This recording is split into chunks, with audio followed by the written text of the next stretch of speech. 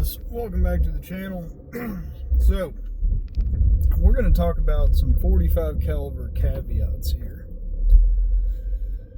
If you think 460 as in reference to a 460 Smith & Wesson means that it is a 46 caliber, raise your hand.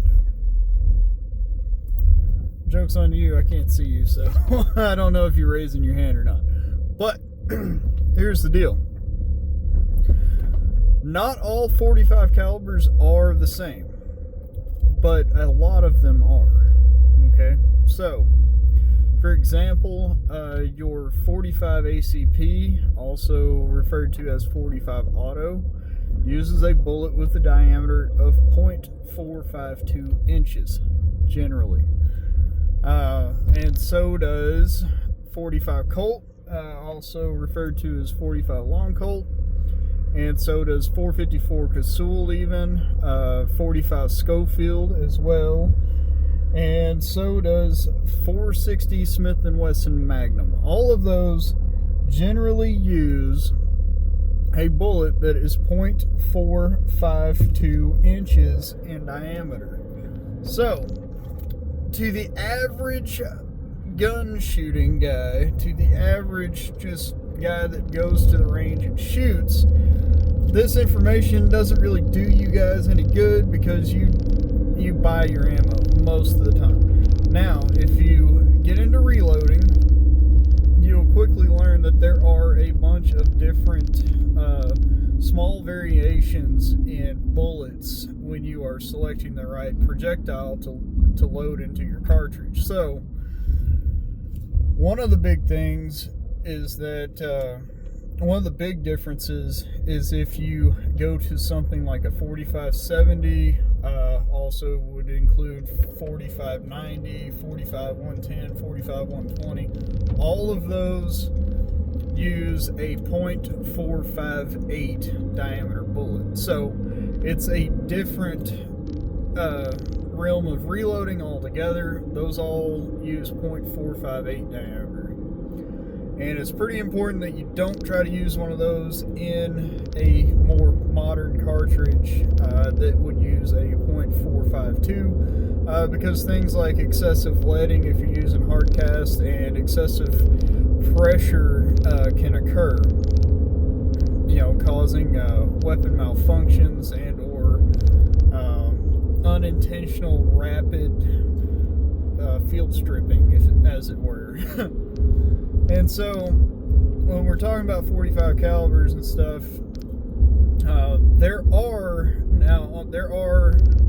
a couple little nuances. Like if you want to get into more exotic projectiles, if you want to get into monolithics and selecting monolithic bullets, the solid copper ones that do not have a lead core, a lot of those you will find are slightly undersized, so they will be a 0.451 diameter.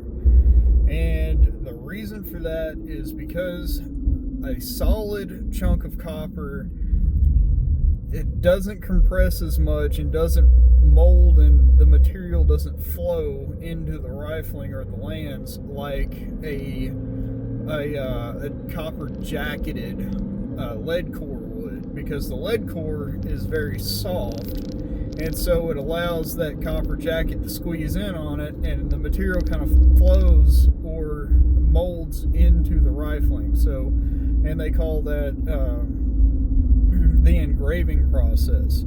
So with monolithics, if you're running a solid copper or a solid bronze, even like big game, like African type bullet, for hunting really large game, really hard to kill game, a lot of times they will use solid bronze, but typically you don't really see those much in 45 caliber stuff.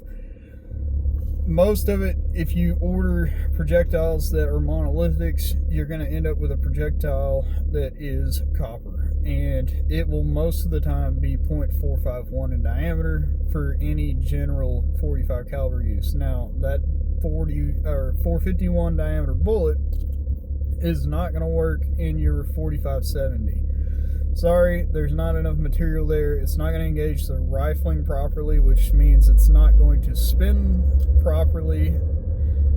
You'll get really inconsistent spinning. You'll get really probably high amounts of copper depositing into the rifling itself, and the bullet is generally not going to be accurate, and you're also going to have gas leakage around the projectile because it doesn't make a good seal inside the bore, and so you're going to have less performance, less power, less velocity coming out of the muzzle and things like that. So you want to stick with the right bullet for the right application. So I'm only bringing this up because I recently did a video on shooting a 460, in which I was shooting 454 Casull from the same handgun, and somebody pointed out that they thought that maybe the 454 was not getting the right velocity compared to what the box was saying, and that was because the 484 was a smaller diameter than the 460, which is actually not the case.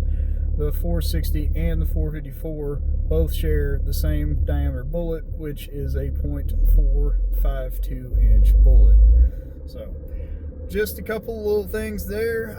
Maybe that'll clear up some stuff, and hopefully maybe it helps somebody out when they're learning or getting into reloading. And by the way, the 45 caliber is not the only cartridge or class of cartridges that has this problem. There are several other classes and calibers out there that will run into these kind of issues where one type of bullet will be a certain diameter and one type of bullet will be different, and then there will be a slightly similar, there will be a similar cartridge class that the bullet diameter is completely different and they're not interchangeable, like 4570 versus other 45s. So with that being said, hopefully this helps somebody out, and hope you guys have a good afternoon. Thanks for watching.